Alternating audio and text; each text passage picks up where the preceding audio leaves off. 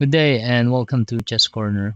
In today's game, we have a game from Superbet Rapid and Blitz in Poland 2024. And this is actually from round one still we're in. We're going to look into a game between Gukesh, Grandmaster Gukesh, against Grandmaster Kirill Shevchenko. Gukesh, the champion in the P-Day candidates recently, will be put into a test in this particular game because basically this is his first tournament after the candidates. Well, let's get right into it and let's see what happened on their game. So Gukesh opens up with d4. We have knight to f6, c4, and now c6. We have knight to f3, and now d5. We have knight c3, capture, and then a4 by Gukesh, not allowing the b5 move here. So we have bishop to f5, stopping the e4 move here. Because right now, as you can see, black has two defenders on e4. So we have knight to h4 only. So if you're going to go bishop g6, there will be a capture and then e4. And that should be good for white. So black responds by bishop c8 only. And now e3. So already putting pressure on this pawn on c4. And there's actually no way for black to defend this pawn anymore. So we have e5 only. So if you're going to capture, then we're going to have a trade of queens. This is actually what black wants. So we have capture on c4, recapture on d4, recapture on d4, and now bishop to d6, a simple developing move. And this bishop is actually well placed in this position. So we have castle only, and then castle as well. A good choice, putting the king into safety, first and foremost. And now we have knight to f3, bishop to g4, pinning the knight in this position. And now we have h3. Bishop takes f3 was played, and now queen to f3. We have queen to a5. So the idea behind queen a5 is first, he can actually play b4, or he can just swing the queen here on h5.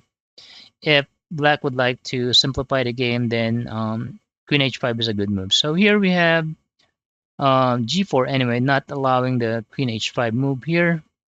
So we have knight bd7, a simple developing move, and now we have g5. Playing too aggressive in this game. So we have knight to e8 only, but now we have bishop to d2. Not the best option here. In this position, the suggestion is just to go rook d1, or we can also go bishop b3. That's also an option. Bishop d2 is actually playable, but not the first choice. So we have bishop d2 anyway, and then we have bishop to b4, rook e1, and now knight to d6. So attacking this bishop, so bishop has to move. We have bishop to d3, and now rook to e8, challenging this rook, not allowing white to have full control in this open file. So we have bishop to f4 only, and now knight to f8. We have h4, not the best option here. In this position, the suggestion is to go rook e5. So if you're gonna capture, then I have bishop takes e5 here. But anyway, we have h4 and then knight to f5. Bishop takes f5 was played, and now queen takes f5. We have king g2, which is actually a good move because the next move for black is probably knight e6 or knight to g6. And if you're not gonna play the king g2, then you don't have a defender here on the queen. So we have queen to d7 played by Kirill here, and now capture, recapture, and now d5. After d5, we have capture, and of course, you're not going to capture the bishop first because black will win a pawn in this position. So we have capture first on c6, so recapture, and now capture on c3. And if you're going to evaluate the position, this is actually equal when it comes to material. Although the difference here is it's a knight against a bishop, but still it's equal when it comes to material. So we have rook to d8, and then we have a5, knight to g6 was played, attacking this bishop and this pawn. So you really need to defend the pawn.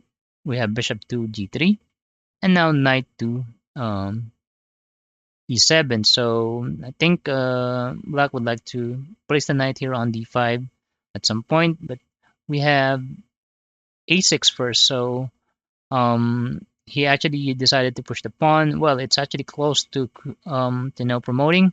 The main problem only here is this pawn on a7. So we have queen to c8 only, and now rook to a4. Well, not the best continuation, but here let's see in this position. Here the suggestion is to go queen e3, hitting the pawn on a7 as well as this knight on e7. But we have rook to a4 anyway, and then we have knight to f5. We have bishop to h2, and now g6. So this knight is actually well supported in this position, and it's actually well placed here. So we have h5, so trying to break in the king side, but we have queen to e6 only, and now rook to e4, hitting the queen in this position. So we have queen to a2. So right now, queen is actually attacking this pawn on a6. So we have queen to d3 by Gukesh. But let's go back a bit in this position. Because after queen to d3, this is actually a blunder, a fatal error on Gukesh's side. Well, in this position, let's go back here. The suggestion is just to go queen e2. And it should be, pretty equal after queen e2. But anyway, Gukesh played queen d3. Why this is actually a blunder? Because the idea behind queen d3 here by Gukesh is after capture, you will have a check here on e8. And it looks like it's checkmate because king d7, and then you will have h6. But there's actually one move that Gukesh actually missed in this position. I'm actually not really sure if it's actually running low on time, but still, I think it's 12 minutes because it's a rapid game. So clearly, this is actually like a miss or a blunder by Gukesh. So of course, after rook d3, then black is completely winning because we will have a check, of course, and then king to g7, and now a check, and of course we have knight to h6, and it's completely winning for black in this position because after capture, and then I can just simply capture, and this is completely winning. A queen against a rook and a bishop, and black has a queen and a rook in this position. Well, that's our game for today. I hope Gukesh will bounce back. This is like a huge blender only that happened. Well, that's our game for today. I hope you like it, and please consider subscribing. Thank you for watching Chess Corner. I'll see you on the next one. Bye bye now.